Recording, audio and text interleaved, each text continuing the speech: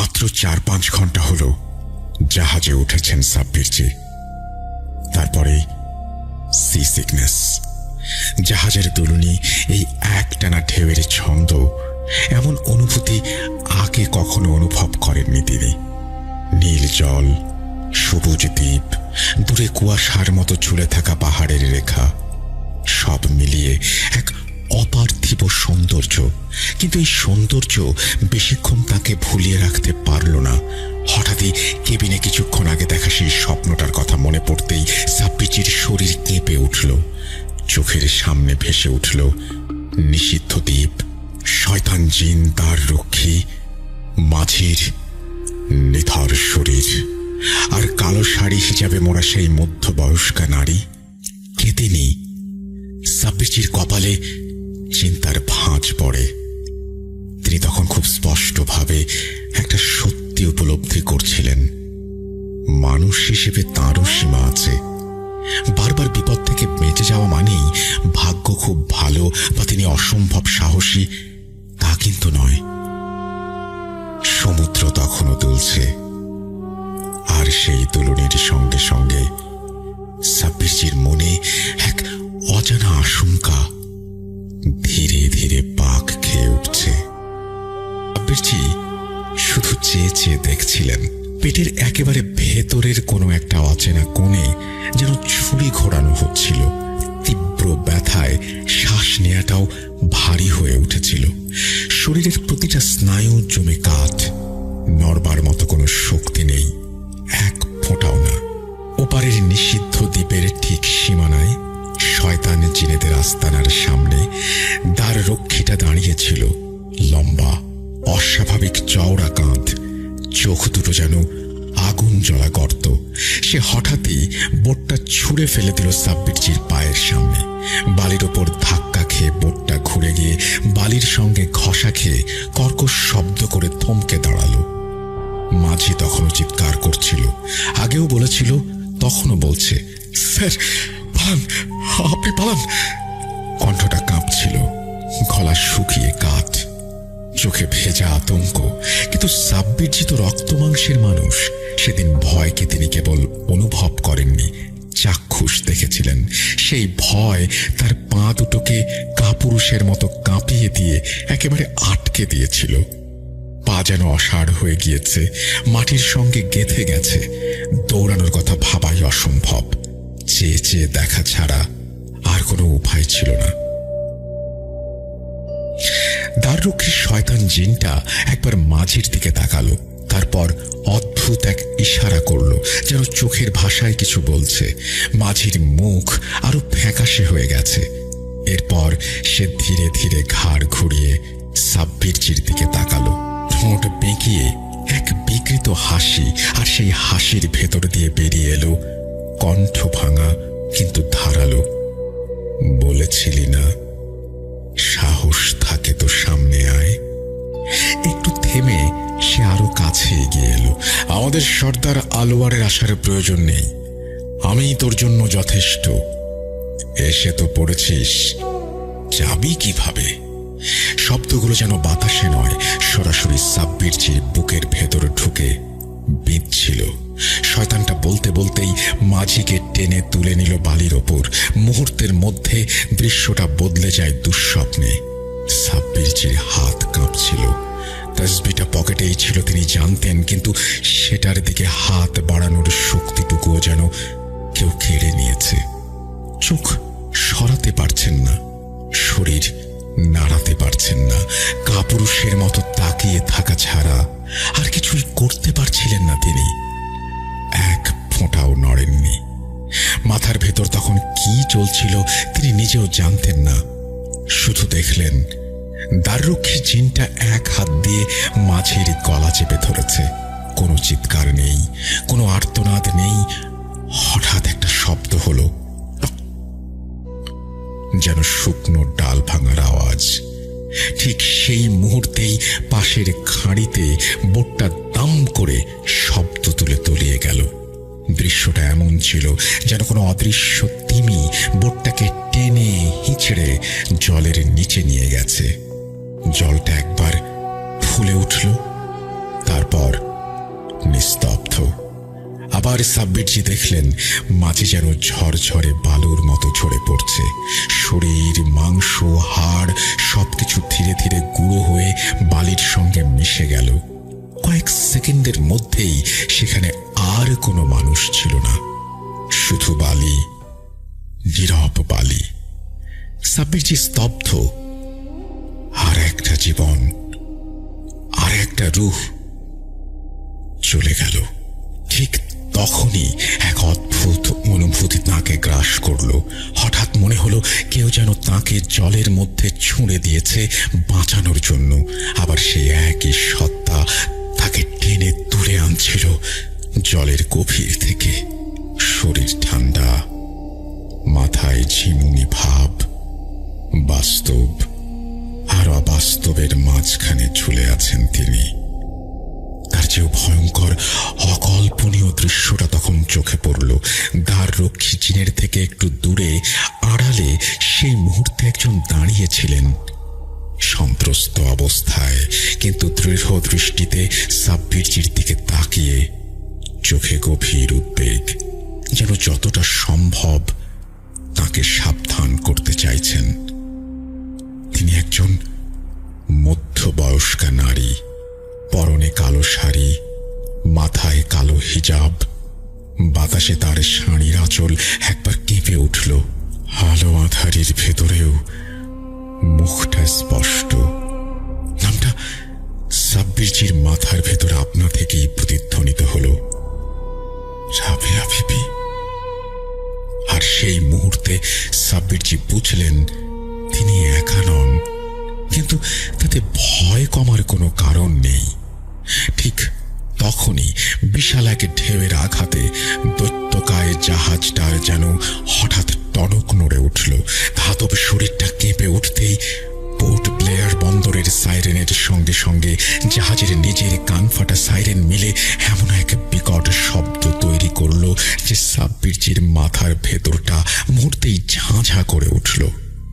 সেই সঙ্গে পেটের ভেতরটা আবারও গুলিয়ে মোচড় দিয়ে উঠল বমি বমি ভাব নিয়ে, গলার কাছে তেঁতো স্বাদ। তিনি আর দেরি করলেন না। বাথরুমে যাবার পরিবর্তে প্রায় দৌড়ে কেবিন থেকে বেরিয়ে ব্যালকনির দিকে ছুটলেন। রেলিংটাকে দুহাতে আঁকড়ে ধরে বুক ভরে বাতাস নিলেন। আপ্রাণ চেষ্টা করলেন যাতে বমি না হয়।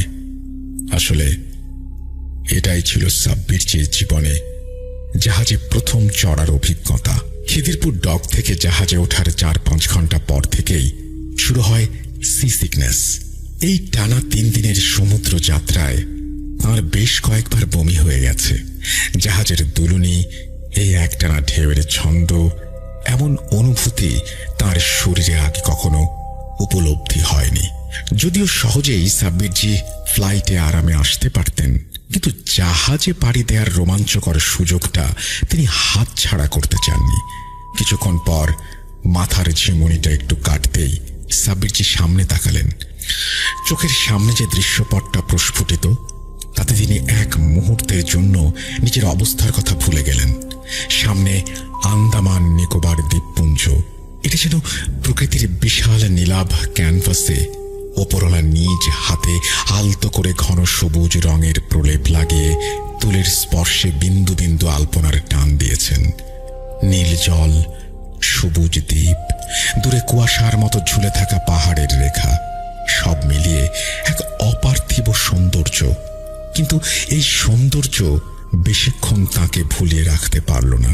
হঠাৎই কেবিনে কিছুক্ষণ আগে দেখা সেই স্বপ্নটার কথা মনে পড়তেই সাব্বিরজি কেঁপে উঠলেন। চোখের সামনে ভেসে উঠল নিষিদ্ধ দ্বীপ, শয়তান জিন তার রক্ষী, মাঝির ঝরে পড়া শরীর, আর কালো শাড়ি হিজাবে মোড়া সেই মধ্যবয়স্কা নারী। সাব্বিরজির কপালে অজান্তেই চিন্তার ভাঁজ পড়তে শুরু করল। তিনি খুব স্পষ্টভাবে একটা সত্যি উপলব্ধি করেছিলেন, মানুষ হিসেবে তাঁরও সীমা আছে, লিমিটেশন আছে। বারবার বিপদ থেকে বেঁচে যাওয়ার মানেই ভাগ্য খুব ভালো বা তিনি অসম্ভব সাহসী তা কিন্তু নয়। জীবন সবাইকে বারবার সুযোগ দেয় না, আর সুযোগ পেলে সেটাকে হেলাফেলা করা ঠিক নয়। কারণ একদিন না একদিন সেই কঠিন দিনটা আসবেই। এটাই নিয়তি, এটাই বাস্তবতা। এই ভাবনাটাই তার বুকের ভেতরটাকে ভারী করে তুলছিল। আর দেরি না করে তিনি চোখ বন্ধ করে জিয়াউদ্দিন সাহেবকে স্মরণ করলেন। সমুদ্রের বাতাসের ভেতরেই যেন এক গম্ভীর উপস্থিতি নেমে এলো। কিছুক্ষণের মধ্যেই জিয়াউদ্দিন সাহেবের কণ্ঠ ভেসে উঠল, গভীর, সংযত, কিন্তু অস্বস্তিতে ভরা। তিনি স্পষ্ট করে জানালেন, আন্দামানে ঘোরাটা নিছকই সাধারণ কোনো ভ্রমণ হবে না। এই ট্রিপে এমন কিছুর মুখোমুখি হতে চলেছেন সাব্বিরজি যার বিভৎসতা কল্পনারও বাইরে। যেটা সামনে আসছে সেটা শুধুই ভয়ঙ্কর নয়, অশুভ। আর স্বপ্নে রাবেয়া বিবিকে দেখার অর্থও ব্যাখ্যা করলেন তিনি। এই ভয়ঙ্কর পরিস্থিতির মোকাবেলার জন্য শুধু তাঁর উপস্থিতি যথেষ্ট নাও হতে পারে। রাবেয়া বিবির প্রয়োজন পড়বে। তার সাহায্য ছাড়া সামনে যা আসছে তার মোকাবেলা করা কঠিন হবে। তবে বিপদটা ঠিক কি আর কোথা থেকে আসবে সেটা তখনও জিয়াউদ্দিন সাহেব নিজেও আঁচ করতে পারেননি। সমুদ্র তখনও দুলছে, আর সেই দুলুনির সঙ্গে সঙ্গে সাব্বিরজির মনে এক অজানা আশঙ্কা ধীরে ধীরে পাক খাচ্ছিল। আন্দামানে আসার পর 3 দিন কেটে গেছে। এই কদিনে সাব্বিরজি যেমন কিছু দর্শনীয় স্থান ঘুরে দেখেছেন, তেমনি এমন কিছু ঘটেছে যার কোনো যুক্তিসঙ্গত ব্যাখ্যা তার নিজের কাছেও নেই। ঘটনাগুলো ছিল অকল্পনীয়, লোমহর্ষক, এবং প্রতিটা মুহূর্তে যেন অদৃশ্য কোনো শক্তির উপস্থিতি তার খুব কাছাকাছি ঘোরাফেরা করছিল। তবে সেই সব ঘটনার প্রসঙ্গে যাওয়ার আগে আন্দামানে আসার পেছনে সাব্বিরজির আরেকটা গুরুত্বপূর্ণ উদ্দেশ্য এখন পরিষ্কার করা আবশ্যক। সালটা 2017 নভেম্বর মাস। সত্যি বলতে কি, সাব্বিরজি আন্দামান নিকোবরে শুধু বেড়াতেই আসেননি। হাওয়া বদলের পাশাপাশি তার আরেকটা বড় কারণ ছিল একজন দূর সম্পর্কের চাচার পরিবারের সঙ্গে দেখা করা বললেও ভুল হবে, বলা ভালো ওনাদের জীবনে নেমে আসা কিছু অস্বাভাবিক অতি প্রাকৃতিক সমস্যার সমাধানের চেষ্টা করা। অর্থাৎ এক ঢিলে 2 পাখি মারার মতো ব্যাপার। তা না হলে সাব্বিরজির মতো ব্যস্ত মানুষ শুধুমাত্র বেড়ানোর উদ্দেশ্যে এত দূর পাড়ি দিবেন, এটা ভাবাই কঠিন। সেই দূর সম্পর্কের চাচার নাম হুমায়ুন আলী আহমদ। হুমায়ুন সাহেব জন্মসূত্রে ভারতের মূল ভূখণ্ড পশ্চিমবঙ্গের বহরমপুরের বাসিন্দা হলেও 70-এর দশকে জীবিকার তাগিদে আন্দামানে চলে আসেন। প্রথমে সামান্য ব্যবসা, পরে ধীরে ধীরে সেটাই বড়। শেষমেশ আন্দামানের এক প্রত্যন্ত ছোট দ্বীপে তিনি পাকাপাকিভাবে বসবাস করতে শুরু করেন। সমুদ্র আর জঙ্গলে ঘেরা এই দ্বীপেই তাঁর সংসার, পরিবার আর জীবনের বাকি দিনগুলো সেখানেই কাটাতে থাকেন। দূরত্বের সত্ত্বেও হুমায়ুন সাহেবের সঙ্গে সাব্বিরজির পরিবারের সম্পর্ক কখনোই আলগা হয়নি। যোগাযোগ ছিল ঘনিষ্ঠ। এমনকি 80-র দশকে হুমায়ুন সাহেব মারা যাবার পরেও ব্যবসার কাজে কিংবা অন্য কোনো প্রয়োজনে হুমায়ুন সাহেবের পরিবারের কেউ কলকাতায় এলে তারা প্রায় নিয়ম করেই সাব্বিরজির বাড়িতেই উঠতেন। সেই বাড়ির ভেতরেই বহু রাতে গল্পগুজব হয়েছে, হাসি ঠাট্টা হয়েছে, আর মাঝে মধ্যে এমন কিছু কথা হয়েছে যা তখন সাধারণ মনে হলেও আজ ফিরে তাকালে অন্যরকম লাগে। কিছুদিন আগে হঠাৎই হুমায়ুন সাহেবের পরিবারের ওপর নেমে আসা অদ্ভুত সমস্যার কথা সাব্বিরজির কানে আসে। সমস্যাগুলো যে সাধারণ নয় সেটা ফোনেই বোঝা যাচ্ছিল। কথার ফাঁকে ফাঁকে ছিল অজানা আতঙ্ক, চাপা ভয় আর না বলা অনেক ইঙ্গিত। সেই খবর পাওয়ার পর থেকেই সাব্বিরজির মনে একটা অস্বস্তি কাজ করছিল। তাই সিদ্ধান্ত নেন আন্দামানে যেতে হবে। একদিকে আত্মীয়ের বিপদ, অন্যদিকে বহুদিন কোথাও বেড়াতে না যাওয়ার ক্লান্তি, দুটোই একসাথে মিটিয়ে নেওয়ার সুযোগ। কিন্তু একটা ব্যাপার শুরু থেকেই অদ্ভুত ছিল। আন্দামানে পৌঁছেও সাব্বিরজি সরাসরি হুমায়ুন সাহেবদের বাড়িতে ওঠেননি। তার বদলে তিনি পোর্ট ব্লেয়ারের একটি হোটেলে উঠলেন। সেই সিদ্ধান্ত যে শুধু সাবধানতা ছিল তা নয়, বরং সামনে আসতে থাকা অন্ধকারের বিরুদ্ধে প্রথম নীরব প্রস্তুতি, যা তখনও তিনি নিজেই পুরোপুরি বুঝে উঠতে পারেননি। পোর্ট ব্লেয়ারে পৌঁছানোর দিনই সাব্বিরজি তাঁর চাচাতো ভাই গোলাম নবীকে ফোন করে জানিয়ে দিয়েছিলেন দুদিনের মধ্যেই তিনি ওনাদের বাড়িতে যাবেন।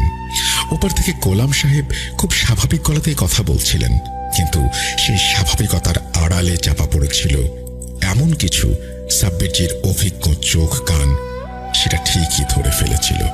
তবুও তিনি কিছু বলেননি। অনেক কিছু ফোনে বলা যায় না, এই বিশ্বাসটা সাব্বিরজির বহুদিনের। পরিকল্পনা মতোই 2 দিন পর একটি ছোট বোট ভাড়া করে তিনি রওনা দিলেন হুমায়ুন সাহেবের বাড়ির উদ্দেশ্যে। সমুদ্র তখন শান্ত, আকাশ পরিষ্কার, অথচ বুকের ভেতরে কেমন যেন একটা অজানা চাপা অস্বস্তি দানা বাঁধছিল। বোট ধীরে ধীরে খাঁড়ি পেরিয়ে সেই ছোট্ট দ্বীপটার দিকে এগোতে লাগলো। দূর থেকে দ্বীপটাকে দেখতে যতটা শান্ত আর সুন্দর মনে হচ্ছিল, কাছে আসার সাথে সাথেই ততটা যেন নিঃশব্দ আর ভারী হয়ে উঠেছিল চারপাশ। বোট থেকে নেমে সাদা বালির ওপর পা রাখতেই হঠাৎই ভর সকালেও সাব্বিরজির বুকের ভেতরটা কেঁপে উঠল, ঠিক যেন কেউ অদৃশ্যে খুব কাছে থেকে তাকে দেখছে। পকেটে রাখা তসবিটা আচমকা গরম হয়ে উঠতে শুরু করলো, এমন গরম যে এক মুহূর্তে হাত ঢোকাতে গিয়েও থমকে গেলেন তিনি। এই অনুভূতি তাঁর অচেনা নয়। বহু জায়গায় বহু বিপদের আগে তিনি এমন সতর্ক সংকেত পেয়েছেন, তবুও তিনি সেটাকে আপাতত গুরুত্ব না দিয়ে গোলাম সাহেবের দেয়া ঠিকানার দিকে পা বাড়ালেন। দ্বীপটার ভেতরের রাস্তাটা অদ্ভুত রকমের, সবুজ গাছপালা, উঁচু উঁচু নারকেল গাছ আর ঘন জঙ্গলের পাশ দিয়ে সরু কালো পিচের রাস্তা, যেন কোনো নিয়ম মানে না। সোজা না গিয়ে সাপের মতো এঁকে বেঁকে সমুদ্রের খাঁড়ির ধার ঘেঁষে জঙ্গলের ভেতর হারিয়ে গেছে। মাঝে মাঝে দূরে দূরে 2-1টা বাড়ি চোখে পড়লেও গোটা দ্বীপটাই ভীষণ নির্জন। মানুষের উপস্থিতি আছে কিন্তু প্রাণ নেই, এমন একটা অনুভূতি। বাজার এই দ্বীপে নেই, পাশে তুলনামূলক বড় একটা দ্বীপে বাজার, আর তারপরেই ছড়িয়ে ছিটিয়ে রয়েছে আরো কিছু টাপু, যেগুলো মানুষের জন্য নিষিদ্ধ। সেসব টাপুর দিকে তাকালেই কেমন যেন চোখ সরিয়ে নিতে ইচ্ছে করছিল সাব্বিরজির, ঠিক যেন ওদিক থেকে কিছু একটা তাকিয়ে আছে। অবশেষে হুমায়ুন সাহেবের বাড়ির সামনে পৌঁছালেন তিনি। সবুজ ঘাসের ওপর দাঁড়ানো প্রশস্ত বাড়িটা দেখে প্রথম নজরেই মনে হলো এই বাড়ি সময়ের সঙ্গে কথা বলে। খোলা উঠোনে রোদ নেমে এসেছে, চারিদিকে রং বাহারি ফুলের গন্ধ ভাসছে বাতাসে। সারি সারি নারকেল গাছ, পাতার ফাঁক দিয়ে বাতাসের মৃদু শোঁ শব্দ, টালির ছাউনি, সব মিলিয়ে একটা শান্ত গ্রাম্য সাউথ ইন্ডিয়ান বাড়ির আদল। বাইরে থেকে দেখলে কারোরই মনে হবে না এই বাড়ির দেয়ালের ভেতরে কিছু অস্বাভাবিকতা লুকিয়ে আছে, কিন্তু সাব্বিরজির চোখে সেই শান্তির আড়ালে চাপা অস্বস্তির ছায়া ঠিকই ধরা পড়েছিল। গেটের সামনে পৌঁছাতেই তিনি দেখলেন গোলাম সাহেব নিজেই দাঁড়িয়ে আছেন তাকে রিসিভ করার জন্য। মুখে হাসি, অথচ ঠিক সেই হাসি যেন চোখ পর্যন্ত পৌঁছায়নি। সাদরে আপ্যায়ন করে সাব্বিরজিকে বাড়ির ভেতরে বৈঠকখানায় নিয়ে বসালেন তিনি। চা এলো, কিছু সাধারণ কথাবার্তা হলো, কিন্তু কথা বলার মাঝেই সাব্বিরজির চোখ এড়াল না গোলাম সাহেবের চোখে মুখে সেই ভয় আর আতঙ্কের ছাপ। সেই বাড়িতে ঢোকার আগেই জিয়াউদ্দিন সাহেব অদৃশ্য থেকে তাকে সতর্ক করে দিয়েছিলেন, সব কথা শোনো আর ভেতরে ভেতরে প্রস্তুত থাকো। সেই সতর্ক বার্তা মনে রেখেই সাব্বিরজি আর অপ্রাসঙ্গিক কথায় সময় নষ্ট না করে গম্ভীর গলায় গোলাম সাহেবের দিকে তাকিয়ে জিজ্ঞেস করলেন, সমস্যাটা কি আসলে গোলাম? ফোনে তো কিছুই পরিষ্কার করে বললে না। এই প্রশ্নটা যেন বহুদিন ধরে চেপে রাখা কোনো বাঁধ ভেঙে দিল। গোলাম সাহেব এক মুহূর্ত চুপ করে রইলেন। মনে হলো কথাগুলো বলতে গিয়েই গলা শুকিয়ে গেছে, চোখের দৃষ্টি মেঝেতে আটকে। দুহাতের আঙুল একে অপরের মধ্যে জড়াজড়ি করে তিনি ধীরে ধীরে বলতে শুরু করলেন, আপনি তো জানেন সাব্বির ভাই, 70-এর দশকে আব্বা পাকাপাকি ভাবে এখানে ব্যবসা শুরু করেন। প্রথমে মাছের আড়ত, খাঁটি পরিশ্রমের কাজ। ভোর রাতে সমুদ্রে নামা, জেলেদের কাছ থেকে মাছ কেনা, তারপর সেগুলো বিভিন্ন দ্বীপে পাঠানো। ধীরে ধীরে আব্বার নাম ছড়িয়ে পড়ে। পরে 80-র দশকে এসে আব্বা প্রমোটারির ব্যবসাতেও হাত দেন। বাড়ি, গুদাম, ছোট দোকান, এভাবে জমি জমা নিয়ে কাজ বাড়তে থাকে। কিন্তু আন্দামান নিকোবরে যে এলাকাগুলোতে আমাদের ব্যবসা ছড়াচ্ছিল সেখানে সাউথ ইন্ডিয়ান লোকজনদের আধিপত্য ছিল বেশি। বাইরে থেকে আসা মানুষ বলে আমাদের ভালো চোখে দেখত না অনেকেই। মুখে কিছু না বললেও ভেতরে ভেতরে টুকিটাকি শত্রুতা ছিল। কে কখন কি করবে সেটা কেউ জানত না। 80 দশকের শুরুতে আমার বয়স তখন 6 কি 7। আমরা এখানেই পাকাপাকিভাবে থাকতে শুরু করি। প্রতিপত্তি হলেও আব্বার একটা অভ্যাস কোনোদিন যায়নি। বাড়িতে পরিচারক থাকা সত্ত্বেও তিনি নিজেই পাশের দ্বীপে প্রতি হাটবারে বাজার করতে যেতেন। তিনি বলতেন, নিজের হাতে না কিনলে শান্তি পাই না। সেদিনও তেমনই এক হাটের দিন। আব্বা দুপুরে খাবার সেরে বাজারের উদ্দেশ্যে বেরিয়েছেন। তখন রোদ ছিল, সমুদ্র শান্ত। হাটে পৌঁছে বাজার করতে করতে কখন যে সময় গড়িয়ে গেল তিনি বুঝতেই পারেননি। যখন বাজার সদাই হাতে বোটের দিকে ফিরছেন তখন দিনের আলো ফুরিয়ে বিকেল গড়িয়ে সন্ধ্যার দিকে ঝুঁকছে। আকাশের রং বদলাতে শুরু করেছে, চারিদিক থমথমে। আব্বা হেঁটেই একটা নিরিবিলি পথ ধরে খাঁড়ির চরের দিকে যাচ্ছিলেন। ওই পথটা তিনি চেনেন, বহুবার গেছেন। কিন্তু সেদিন হাঁটতে হাঁটতে কানে অদ্ভুত একটা ব্যাপার ধরা পড়ে। মাঝে মাঝে মনে হচ্ছিল ঠিক পেছনে কেউ তার সঙ্গে পা মিলিয়ে হাঁটছে। পাতার মচমচে শব্দ, শুকনো ডাল ভাঙার আওয়াজ, সব যেন খুব কাছ থেকে আসছে। তিনি থেমে পেছনে তাকালেন, কেউ নেই। আব্বার বুকের ভেতরটা কেঁপে উঠল। তবু নিজেকে সামলে আবার হাঁটা শুরু করলেন। কিছু দূর এগোতেই জঙ্গলের রাস্তায় ঢুকতে হয়। প্রায় আধা কিলোমিটার লম্বা সেই রাস্তার দুপাশে তখনও দুটি গেরস্ত বাড়ি ছিল। সেগুলো পার হওয়ার পর সামনে শুধু জঙ্গল আর ঘন নিঃশব্দ অন্ধকার। আব্বা তখন একা। তিনি হাঁটছিলেন। ঠিক তখনই পেছন থেকে ভ্যানের হর্নের প্যাঁ প্যাঁ আওয়াজ ভেসে আসলো। একটা না, কর্কশ শব্দ। আব্বা থমকে দাঁড়িয়ে জিজ্ঞেস করলেন, কে? অন্ধকারের ভেতর থেকে ফ্যাঁস ফ্যাঁসে কণ্ঠে কেউ উত্তর দিল, সরে যা, পাশে সরে যা, লাশ নিয়ে আসছি। এই কথাটা শুনে আব্বার শরীর শিরশির করে ওঠে। তবু তিনি চুপচাপ রাস্তার পাশে সরে দাঁড়ান। ততক্ষণে চোখে অন্ধকার শুয়ে গেছে। আব্বা দেখলেন সত্যি একজন লোক ভ্যান টেনে নিয়ে আসছে। ভ্যানের উপর আড়াআড়ি করে একটা লাশ রাখা, কাপড়ে ঢাকা, নিথর। লোকটার মুখ ঠিক চিনতে পারছিলেন না, শুধু মনে হচ্ছিল মুখটা অস্বাভাবিক রকম লম্বা। আব্বা থমকে গিয়ে দোয়া দরুদ পড়ে বুকে ফোঁ দিলেন। ভ্যানওয়ালা ধীরে ধীরে এগিয়ে গেল। তাদের মধ্যে তখন হাত কয়েকের দূরত্ব। আব্বা আবার হাঁটা শুরু করলেন। সাহস করে দূর থেকে প্রশ্ন ছুড়ে দিলেন, ওই মিয়া, এটা কার লাশ? কয়েক সেকেন্ডের নিস্তব্ধতা, তারপর আবারও সেই অদ্ভুত গলা ভেসে আসলো, বেশি কথা বলিস না, নাইলে তোর লাশ খান উঠবো ভ্যানে। এই উত্তর শুনে আব্বার পায়ের তলা থেকে যেন মাটি সরে গেল।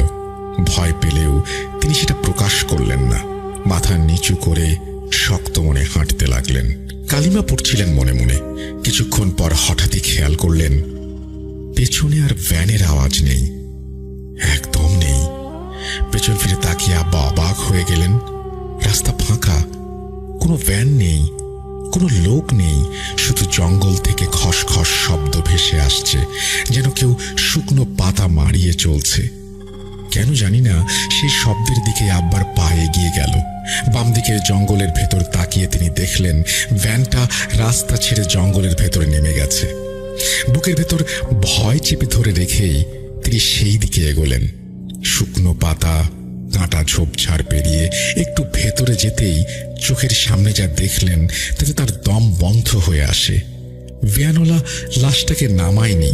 লাশ সহ ভ্যানটা জঙ্গলের ভেতর রেখে সেটাই একটা গাছ বেয়ে ওপরে উঠছে।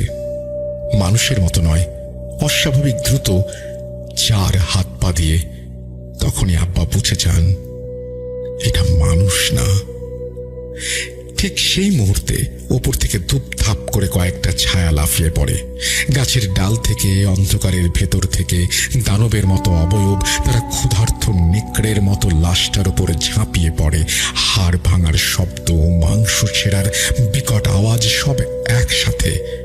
আব্বা আর 1 সেকেন্ডও দাঁড়াননি। বাজার সদাই ফেলে কালিমা পড়তে পড়তে প্রাণপণে দৌড়াতে লাগলেন। জঙ্গল, অন্ধকার, ভয় সব পেছনে ফেলে তিনি খাঁড়ির দিকে ছুটে যান। কোন রকমে বোটে উঠে বোট স্টার্ট দেন। হাত পা কাঁপছিল, চোখে জল, বুকের ভেতর তখনও দৃশ্যটা জীবন্ত। সেই রাত থেকেই আমাদের জীবনে অন্ধকার নামে। বাড়িতে ঢুকেই আব্বা আর নিজেকে সামলাতে পারেননি। গলা শুকিয়ে কাঠ, হাঁপাচ্ছিলেন। রুদ্ধশ্বাস অবস্থায় যা দেখেছেন, যা অনুভব করেছেন, সবকিছু ভাঙা ভাঙা স্বরে বলতে শুরু করলেন। প্রথমে কেউ বিশ্বাস করতে চায়নি, কিন্তু আব্বার চোখের দৃষ্টি, ঘামে ভেজা শরীর আর কাঁপতে থাকা হাত দেখে সবাই বুঝে গিয়েছিল এটা কোনো বানানো ভয় নয়, কিছু একটা সত্যিই ঘটেছে। সেই রাতেই কয়েকজন পরিচারক আর দুজন বিশ্বস্ত স্টাফকে নিয়ে আব্বা আবারও সেই জায়গায় যান। আর সেটাই বোধহয় তার জীবনের সবচেয়ে বড় ভুল ছিল। তাদের হাতে ছিল 3 ব্যাটারির টর্চ। চারিদিকে অস্বাভাবিক নিস্তব্ধতা, যেন জঙ্গল নিজেই নিঃশ্বাস চেপে রেখেছে। খাঁড়ি পেরিয়ে সেখানে পৌঁছাতেই টর্চের আলো পড়ে সেই ভ্যানটার ওপর। ভ্যানটা তখনও ছিল, কিন্তু সেটার আগের মতো কোনো যানবাহন ছিল না। তখন সেটা যেন এক চলমান কসাইখানা। ভ্যানের গায়ে শুকিয়ে যাওয়া গাঢ় রক্তের দাগ, চাকার কাছে জমে থাকা আঠালো কিছু, ভ্যানের নিচে আর আশেপাশে ছড়িয়ে থাকা মানুষের চুল, কাটা আঙুল, পায়ের আঙুল, কিছু আধখানা, কিছু পুরো, যেন কেউ মানুষকে খেলনার মতো ভেঙে ছিঁড়ে খেয়ে অবশিষ্ট হাড়গোড় ফেলে রেখে গেছে। কারো মুখ দিয়ে কোনো কথা বেরোয়নি। টর্চের আলো কাঁপছিল নাকি ওদের হাত কাঁপছিল বোঝা যাচ্ছিল না। আব্বার মনে হচ্ছিল ঝোপের আড়াল থেকে কেউ তাকিয়ে আছে। ঠিক তখনই গাছের দিক থেকে ভেসে আসা অদ্ভুত সব শব্দ, কোনো পশুর ডাক নয়, আবার মানুষের ডাকও নয়। শব্দগুলোতে ক্ষুধা ছিল, আহ্বান ছিল, যেন কেউ বলছে এসো এসো। আর এক মুহূর্ত সেখানে দাঁড়ানোর সাহস হয়নি কারো। কেউ কোনো প্রশ্ন করেননি, কেউ কিছু দেখার চেষ্টা করেননি। সবাই নিঃশব্দে ফিরে আসেন। সেই রাতে আর কেউ ঘুমোতে পারেননি। এরপর থেকে আব্বা 4-5 মাস ধরে সেই রাস্তা ব্যবহার করেননি। শুধু আব্বা নন, যে যে পরিচারক ও কর্মচারী সেদিন রক্তাক্ত ভ্যান দেখেছিল, সবার মুখ যেন স্তব্ধ। তখনকার দিনে বিশ্বাস ছিল এমন কিছুর কথা মুখে আনলে বিপদ ডেকে আনা হবে। আদমখোরদের কথা বললে তারা শুনে ফেলে, আর শুনে ফেললে খুঁজে চলে আসে। সময় নিজের কাজ করে। 5 মাস কেটে যায়।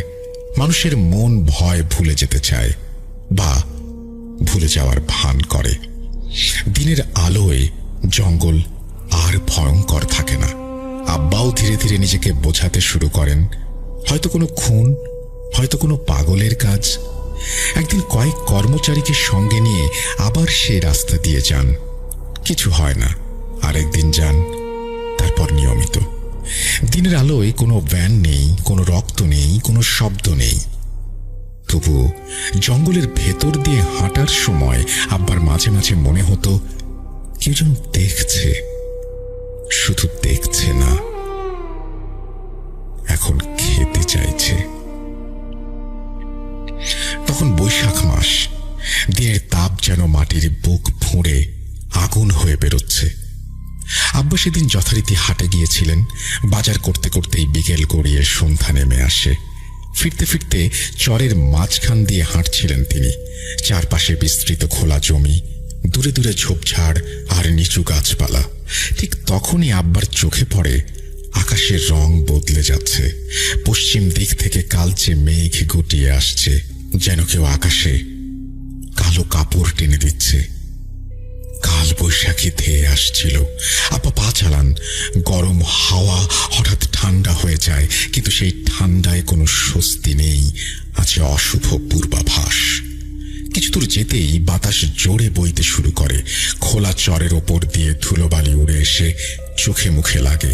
আব্বা বুঝতে পারেন ঝড় আসার আগেই জঙ্গলের রাস্তা পেরোতে হবে, কিন্তু ঠিক কখন যে তিনি সেই জঙ্গলের মাঝের সরু রাস্তাটায় ঢুকে পড়েছেন নিজেও খেয়াল করেননি। হঠাৎ চারপাশের শব্দ বদলে যায়। মাঠের খোলা বাতাস নেই, তার জায়গায় গাছের পাতার ঝড়ো ঝড়ো আওয়াজ।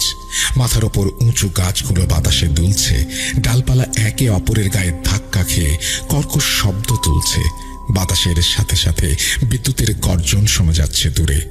আকাশের এক কোণে হালকা আলো দেখা গেলেও গাছের পাতার ফাঁক দিয়ে যে আকাশটা দেখা যাচ্ছে সেটা অস্বাভাবিক রকমের লাল, অশান্ত। আব্বা এগিয়ে যাচ্ছিলেন, হঠাৎ তার মনে পড়ে যায় জায়গাটার কথা। বাম দিকের সেই মোড়টা, যেখানে কয়েক মাস আগে রাতে দাঁড়িয়ে থাকতে দেখেছিলেন সেই ভ্যানটাকে। লাশ ভর্তি ভ্যান ভেবে বুকটা হালকা কেঁপে ওঠে। কিন্তু তিনি নিজেকে বোঝান দিনের আলোয় কিছু হবে না। ঠিক তখনই বিদ্যুতের ঝলক, এক পলকের জন্য আব্বার চোখে পড়ে সেই জায়গায় একটা ভ্যান দাঁড়িয়ে আছে, কালো, নোংরা, বিকৃত। পরের মুহূর্তে অন্ধকার।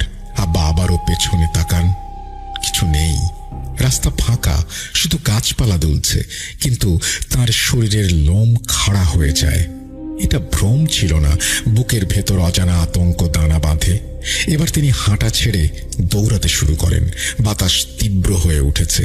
প্রথম বৃষ্টির ফোঁটা গায়ে পড়ে, তারপর ভারী বৃষ্টি। ঘন জঙ্গলের ভেতর দিয়ে দৌড়াতে দৌড়াতে আব্বার জামা ভিজে চামড়ায় লেপটে যায়। কাদা জলে পা পিছলে যাচ্ছিল, তবু প্রাণ ভয়ে থামেননি তিনি। হঠাৎ একটা শব্দ, ঝোপঝাড় ভেঙে কেউ দৌড়ে বেরিয়ে আসছে। আব্বা থমকে যান। জঙ্গল থেকে একটা লোক দৌড়াতে দৌড়াতে রাস্তার ওপর উঠে আসে, আর ঠিক আব্বার চোখের সামনেই হুমড়ি খেয়ে পড়ে যায়। লোকটার গায়ে কাদা, মুখে আতঙ্ক। সে ওঠার চেষ্টা করছিল, কিন্তু তার আগেই পেছন থেকে কয়েকটা মানুষের মতো অবয়ব বেরিয়ে আসে।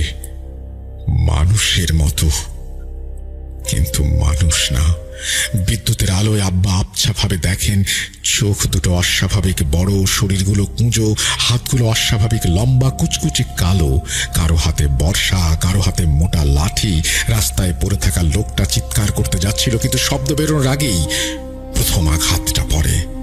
তারপর একের পর এক মাংসের ওপর লাঠির শব্দ, হাড় ভাঙার আওয়াজ, লোকটার গলা দিয়ে বেরোতে থাকা চাপা গোঙানি। আব্বা প্রাণ ভয়ে ঝোপের মধ্যে লুকিয়ে পড়েন। তার নিঃশ্বাস বন্ধ হয়ে আসে আতঙ্কে। চোখ বন্ধ করতে চান, কিন্তু পারেন না। বিদ্যুতের ঝলকে তিনি দেখেন অবয়বগুলো লোকটাকে মেরে ফেলে আবার জঙ্গলের অন্ধকারে মিলিয়ে গেল, যেন কিছুই ঘটেনি। বৃষ্টি পড়ছিল অবিরাম। আব্বার শরীর ভিজে একাকার, কিন্তু তিনি নড়তে পারছিলেন না। তার সামনে একটা মার্ডার হয়েছে। যদি ওরা আশেপাশেই থাকে, যদি শব্দ শুনে ফিরে আসে। তখনই আব্বার মাথার ভেতর একটা কথা ঘুরছিল, দৈত্য দানব শুধু বইয়ের পাতায় থাকে না, আসল দৈত্য দানব মানুষেরই মতো দেখতে। কিন্তু তার চিন্তা শক্তির শ্বাসরোধ করে আচমকাই প্যাঁ প্যাঁ প্যাঁ শব্দ, ভ্যানের হর্নের বিকট আওয়াজ ভেসে আসে। আব্বার বুকের ভেতর যেন কিছু ফেটে যায়। তিনি আঁতকে উঠে মাটিতে পড়ে যান। হাত পা খিঁচুনির মতো কাঁপতে থাকে। চোখ তুলতেই দেখেন ভ্যানটা তার ঠিক সামনে এসে দাঁড়িয়েছিল। ভ্যানের ওপর থেকে চালক নেমে আসে, লম্বা, হাড্ডিসার, মুখে পিটখুটে হাসি, চোখ দুটো অস্বাভাবিক উজ্জ্বল। আব্বার দিকে তাকিয়ে হেসে বলে, কিরে তুই এখানে? তোকে কতদিন খুঁজেছি, কিন্তু কোনো হদিশ পাইনি, আজ পেয়েছি। বলতে বলতে সে ভ্যানটা ঠেলে নিয়ে যায় রাস্তার ওপর পড়ে থাকা লোকটার দিকে। বিদ্যুতের আলোয় আব্বা আবার দেখতে পান ভ্যানের ওপর আগেই দুটো রক্তাক্ত লাশ পড়ে আছে। ভ্যানটা থামে। কয়েক সেকেন্ডের নিস্তব্ধতা। তারপর আব্বা নিজের কানে পরিষ্কার শুনলেন লোকটা তখনও বেঁচে আছে। ক্ষীণ গোঙানি। ভ্যানওয়ালা বিরক্ত গলায় বলেন, ইস রে, মরেনি, জিন্দা খাবে কি করে? এই কথার পর যা ঘটল তা কোনো মানুষের কাজ নয়। ভ্যানওয়ালা লোকটার বুকের ওপরে উঠে দাঁড়ায়, তারপর লাফাতে থাকে। ধুমধাম শব্দে লোকটার বুক দেবে যায়। মুখ দিয়ে ফিনকি দিয়ে রক্ত বেরিয়ে আসে। কয়েকটা লাফের পর লোকটার শরীর নিথর হয়ে যায়। ভ্যানওয়ালা থামে। সে ধীরে ধীরে নেমে এসে লোকটার বুকে মাথা রাখে, যেন হার্টবিট শুনছে। কয়েক সেকেন্ড পর সে আব্বার দিকে তাকিয়ে উল্লাস করে বলে, এ দেখ, শেষ, শরীরে জান নেই। তারপর উঠে দাঁড়িয়ে বলে, চিন্তা খেলে লোকে জেনে যাবে, তাই মারলাম। বলতে বলতে সে লোকটার নিথর দেহটা বস্তার ভেতর ভরে কাঁধে তুলে নেয়। টুপুস করে শব্দ হয়, ভ্যানের ওপর ছুঁড়ে ফেলে দেয় লাশটা। তারপর ধীরে ধীরে আব্বার দিকে এগিয়ে আসে। কিরে, পুরো থাকবি? হাসিটা আরো বিকৃত হয়ে ওঠে। চল, তোকেও নিয়ে যাই, তবে যখন তোকে বলবো নেমে যেতে, নেমে যাস। কথাটা শেষ করার আগেই সে ঝপ করে আব্বাকে কাঁধে তুলে নেয়। আব্বা চিৎকার করতে পারেন না, গলা দিয়ে কোনো শব্দ বেরোয় না। কয়েক কদম হেঁটে সে আব্বাকে ভ্যানের উপর লাশগুলোর পাশে ফেলে দেয়। নড়াচড়া করবি না, পড়ে গেলেই সর্বনাশ। বৃষ্টির মধ্যে ভ্যান চলতে শুরু করে। রাস্তায় অন্ধকার, চারিদিকে জঙ্গল, ভ্যানের ওপর 3টে লাশ আর একজন জীবিত মানুষ, যে এখনো জানে না জীবিত ফিরবে নাকি ফিরবে না। আব্বা তখন আর মানুষ ছিলেন না, ভয়ে জমে যাওয়া একখানা নিঃশ্বাস নেয়া দেহ মাত্র। ভ্যানের উপর শুয়ে থাকা লাশগুলোর শরীর থেকে বেরোনো আষ্টে পচা ধাতব গন্ধ তার নাক মুখ দিয়ে ঢুকে পড়ছিল। মনে হচ্ছিল সেই গন্ধ শুধু শ্বাসের সঙ্গে ঢুকছে না, মগজে গিয়ে আঠার মতো লেগে যাচ্ছে। গলা শুকিয়ে কাঠ, বমি আসছে, কিন্তু বমি করার শক্তিটুকু নেই। ঠিক তখনই ভ্যানওয়ালা হঠাৎ খ্যাক খ্যাক করে হেসে ওঠে। কিরে, গন্ধ লাগে? তার কণ্ঠে কোনো স্বাভাবিকতা নেই, যেন বহুদিন ধরে মানুষের ভাষা ব্যবহার না করায় শব্দগুলো ভাঙা ভাঙা হয়ে বেরোচ্ছে।